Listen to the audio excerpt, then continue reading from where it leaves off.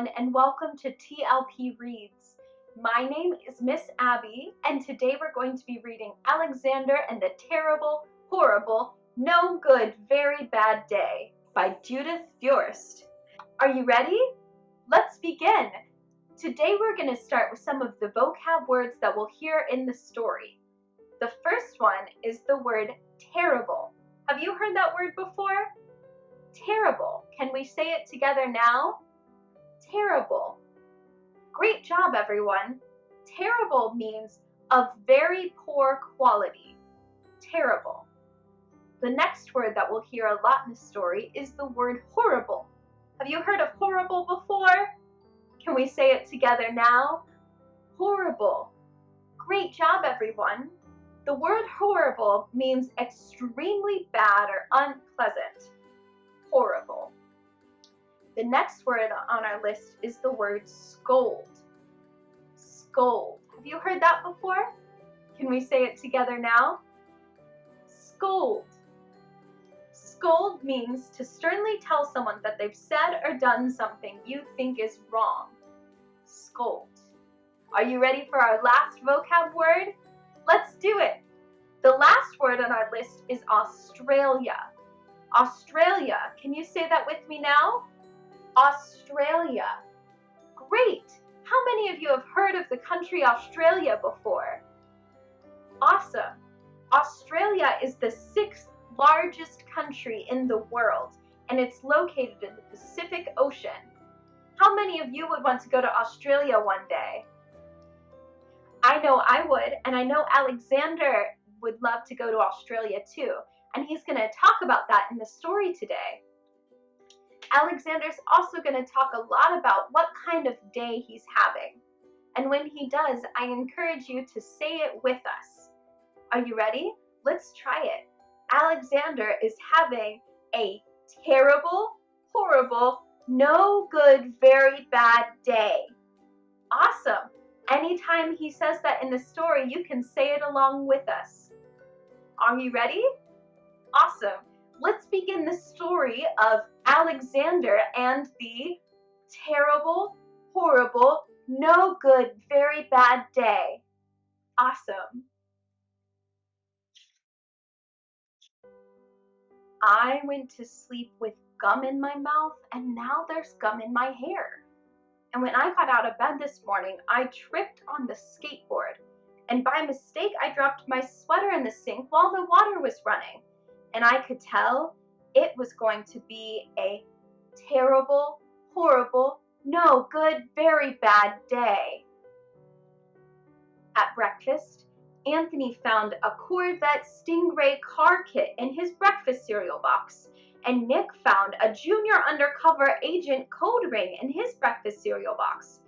But my breakfast cereal box, all I found in it was cereal. I think I'll move to Australia. In the carpool, Mrs. Gibson let Becky have a seat by the window. Audrey and Elliot got seats by the window too. I said I was being scrunched. I said I was being smushed. I said, if I don't get a seat by the window, I'm going to be car sick. No one even answered. I could tell it was going to be a terrible, horrible, no good, very bad day. At school, Mrs. Dickens liked Paul's picture of the sailboat better than my picture of the invisible castle. At singing time, she said I sang too loud. At counting time, she said I left out 16. Who needs 16? I could tell it was going to be a terrible, horrible, no good, very bad day. I could tell because Paul said I wasn't his best friend anymore. He said that Philip Parker was his best friend, and that Albert Moyo was his second best friend, and that I was only his third best friend. I hope you sit on a tack, I said to Paul.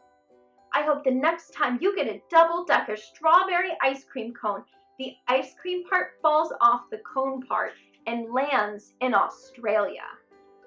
There were 2 cupcakes in Philip Parker's lunch bag, and Albert got a Hershey bar with almonds, and Paul's mother gave him a piece of jelly roll that had little coconut sprinkles on the top. Guess whose mother forgot to pack in dessert?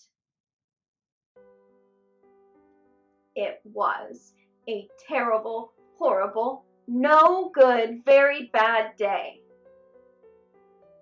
That's what it was, because after school, my mom took us all to the dentist, and Dr. Fields found a cavity just in me. "Come back next week and I'll fix it," said Dr. Fields. "Next week," I said, "I'm going to Australia." On the way downstairs, the elevator door closed on my foot. Ouch! And while we were waiting for my mom to go get the car, Anthony made me fall where it was muddy. Gross.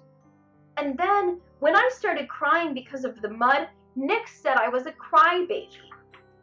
And while I was punching Nick for saying crybaby, my mom came back with the car and scolded me for being muddy and fighting.